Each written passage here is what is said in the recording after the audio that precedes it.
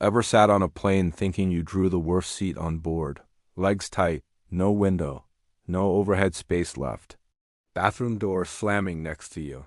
You wonder how you ended up there. Many travelers deal with the same mess. Then you look around and see others stretched out and relaxed, bags stored, eyes closed. Zero stress. They look like they hacked the whole system. They did.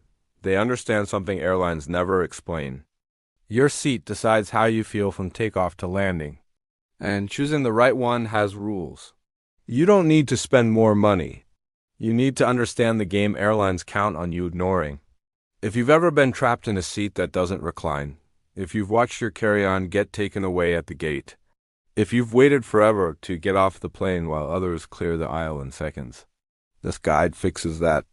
Stay through the end because I'm giving you the seat method I've used on more than 200 flights. It hasn't failed once. Let's get into it. Secret 1, avoid the last row. It's the worst place on any plane. Airlines rarely say it, but they know the last row gives the roughest experience. The seat usually doesn't recline. You sit upright for hours. Your back locks up. You feel it for days. You pay the same price as people a few rows ahead who get to lean back and rest. You also deal with constant bathroom traffic, noise, smells, people bumping your arm. Flight attendants have told me passengers in the last row get hit by the bathroom door over and over during a flight. If you have no choice, pick the aisle seat in the second to last row. You avoid most of the chaos and still stay close to the back. Secret 2, exit rows look like an upgrade. Airlines push them as a premium experience. More legroom, more comfort. But the truth is different. You take on responsibilities in an emergency. You sit colder because the exit area isn't insulated well. Outside Tong at cruising altitude hit minus 70 degrees Fahrenheit. You feel it on long flights. You also lose underseat storage. Everything goes in the overhead bin. And if bin space fills before you board, you might get forced into a gate check. That happened to me flying to Denver. I paid extra for the exit row, lost all storage. Had to check my bag. Spent an extra hour waiting for it and almost missed my connection. Sometimes the extra space isn't worth the trade. Secret 3, bulkhead seats offer extra space in front of you, but the benefits end there. The tray table comes out of the armrest and feels cramped. The armrest doesn't lift, so the seat feels tighter than a normal one. The screen sits at a strange angle. After 2 hours, your neck feels it. You also lose underseat storage. Everything goes overhead. These seats only make sense if you travel light and want legroom more than anything else. If convenience matters to you, skip them. Secret 4, the middle seat is rough. You fight for both armrests. You bother someone every time you need the aisle. You lose personal space. You also breathe more stagnant air than window or aisle passengers. That raises your odds of catching something from people nearby. There's one exception. If you travel with someone and want a spare seat between you on a less crowded flight, booking the window and aisle can leave the middle open. It's a gamble, but when it works, you win big. Secret 5, Wilma boarding changes everything.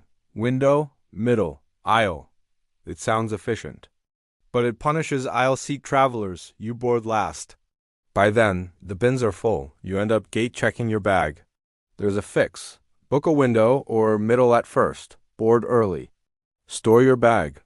Then ask an aisle passenger near you if they want to switch. Most people will gladly trade for a window. You get the aisle, you get your bag overhead, you win both ways. Secret 6. There's a hidden zone airlines never highlight. It sits in the front third of most narrow-body planes. Rows 6 to 9. You board early. You get off the plane fast. You avoid the cluster of young families who usually fill rows 2 to 5. You sit near the wing where the plane feels steadier. Less motion, better rest. Avoid rows 10 to 15. This is where the leftover seats end up. People who booked late. People who didn't choose seats. People split from their group. It gets loud and disorganized. Secret 7, on wide-body planes, one seat type beats the rest. The single-center aisle seat. It gives you aisle access without getting asked to stand every 10 minutes. You sit in the most stable part of the cabin. You get faster service. and Wilma boarding doesn't punish you. To get it, set an alarm for 24 hours before departure. Check in the moment the window opens. These seats disappear fast. Secret 8 Airlines highlights seats they want you to buy, not seats that serve you. That's why you need third-party data. Use SeatGuru. Type in your flight number and aircraft. It flags bad seats, limited recline, missing windows, loud spots near galleys. I've avoided bad flights many times thanks to it. Take a screenshot of the seat map when you book. If the airline switches aircraft, you have proof of what you selected and can push for a comparable seat. Secret 9 check-in timing decides the quality of your seat more than anything else. Most travelers check in whenever they remember, but the best seats unlock right when the 24-hour window opens. They vanish within minutes, sometimes within seconds. Set alarms. Save your confirmation number. Act fast. Frequent flyer programs help too. Even the entry-level tier gives access to better seats during check-in. Secret 10, paying for an upgrade can be worth it on the right flight. On long trips, spending a small amount for a better seat can save you days of soreness and bad sleep. Airlines often drop upgrade prices within 24 hours of departure. They want to fill premium seats before takeoff. I've seen discounts cut the price in half. Check at booking. Check again the day before the flight. Many travelers grab deals without even knowing they exist. The full method, here's the process I use every time. Use SeatGuru before booking.